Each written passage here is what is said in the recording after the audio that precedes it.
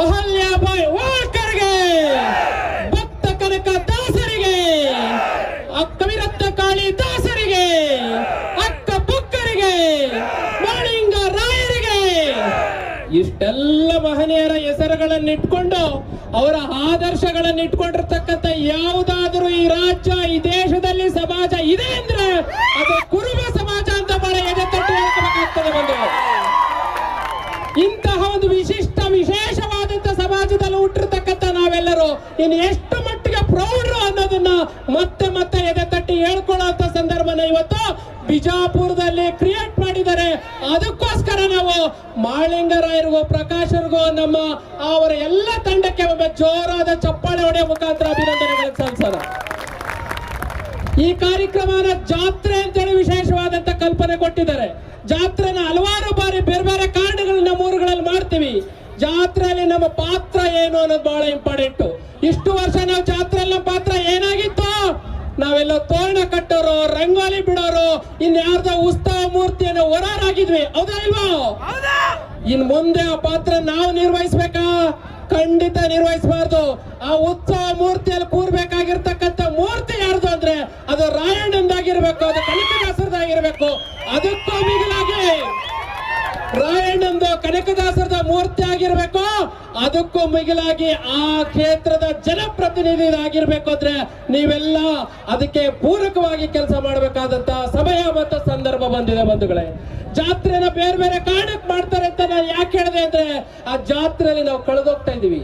ಎಷ್ಟು ಸಂಖ್ಯೆ ಅಂದ್ರೆ ಜಾತ್ರೆಯಲ್ಲಿ ಇರ್ತಕ್ಕಂಥ ನಾವು ಎಲ್ಲಿದ್ದೀವಿ, ನಮ್ಮ ಪರಿಸ್ಥಿತಿ ಏನು, ನಮ್ಮ ಜನಸಂಖ್ಯೆ ಏನು, ಆ ಜನಸಂಖ್ಯೆಗೆ ಅನುಗುಣವಾಗಿ ನಾವು ವಿಧಾನಸೌಧದಲ್ಲಿ ನಮ್ಮ ಪ್ರಾತಿನಿಧ್ಯ ಇದೆಯಾ, ಜಿಲ್ಲಾ ಪಂಚಾಯತಿನಲ್ಲಿ ನಮಗೆ ಆ ಪ್ರಾತಿನಿಧ್ಯ ಇದೆಯಾ, ತಾಲೂಕ್ ಪಂಚಾಯತಿನಲ್ಲಿ ನಮಗೆ ಆ ಪ್ರಾತಿನಿಧ್ಯ ಇದೆಯಾ ಅನ್ನೋದನ್ನ ಒಮ್ಮೆ ನೀವೆಲ್ಲ ಆತ್ಮಾವಲೋಕನ ಮಾಡ್ಕೋಬೇಕಾಗ್ತದೆ. ಅದಕ್ಕೆ ಕನಕದಾಸರು ಒಂದು ಬಹಳ ಸೂಕ್ತವಾದಂತ ಒಂದು ಪದ ಹೇಳಿದ್ರು ಆಗಲೇ, ಬೆಟ್ಟದ ತುದಿಯಲ್ಲಿರುವ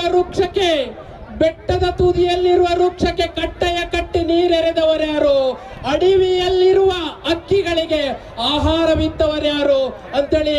ಅಂದ್ರೆ ಬೆಟ್ಟದ ತುದಿಯಲ್ಲಿರ್ತಕ್ಕಂಥ ವೃಕ್ಷಕ್ಕೆ ಅದು ತಾನಾಗೆ ಯಾವ ರೀತಿ ಎಮ್ಮರವಾಗಿ ಬೆಳೀತದೋ ನಾವು ಸಹ ಹಾಗೆ ಸ್ವಯಂ ಪ್ರೇರಿತವಾಗಿ ಯಾರೋ ನೀರ್ ಹಾಕ್ತಾರೆ, ಯಾರೋ ಗೊಬ್ಬರ ಹಾಕ್ತಾರೆ, ಇನ್ಯಾರೋ ಬಂದು ನಮ್ ಬೆನ್ ತಟ್ತಾರೆ, ಆಮೇಲೆ ನಾನು ಲೀಡರ್ ಆಗ್ತೀನಿ, ನಾನು MLA ಆಗ್ತೀನಿ ಅಂತೇಳಿ ಏನಾದ್ರೂ ನೀವು ಭಾವಿಸ್ಕೊಂಡಿದ್ರೆ ನಮ್ಮಂತ ಅವಿವೇಕಿಗಳು, ನಮ್ಮಂತ ಅಜ್ಞಾನಿಗಳು ಇನ್ನೊಬ್ರು ಇಲ್ಲ ಅನ್ನೋದನ್ನ ನೀವು ಮನ್ಕೊಡ್ಬೇಕಾಗಿರುತ್ತೆ.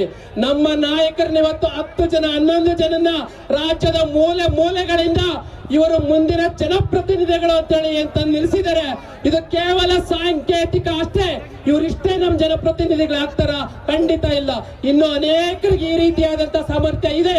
ಆ ಸಾಮರ್ಥ್ಯವನ್ನೆಲ್ಲ ಮುಂದಿನ ದಿನಗಳಲ್ಲಿ ನಿಮ್ಮ ವಿಧಾನಸಭಾ ಕ್ಷೇತ್ರದಲ್ಲಿ, ನಿಮ್ಮ ಜಿಲ್ಲಾ ಪಂಚಾಯತ್ ಕ್ಷೇತ್ರಗಳಲ್ಲಿ ಯಾವುದೇ ಪಾರ್ಟಿಯಲ್ಲಿ, ಇರೆಸ್ಪೆಕ್ಟಿವ್ ಪಾರ್ಟಿ, ಯಾವುದೇ ಪಾರ್ಟಿಯಲ್ಲಿ ನಿಮ್ಮ ಯೋಜನೆಗಳನ್ನು ರೂಪಿಸುವ ವ್ಯಕ್ತಿ ಚುನಾವಣೆಯಲ್ಲಿ ನಿಂತೆ ಅಂದ್ರೆ ಅವನಿಗೆ ನೀವೆಲ್ಲರೂ ಸಹ ಒಮ್ಮತದಿಂದ ಮತ ಚಲಾಯಿಸಿದ್ರೆ ಮಾತ್ರ ಈ ಸಮಾಜಕ್ಕೆ ಭವಿಷ್ಯ ಇದೆ.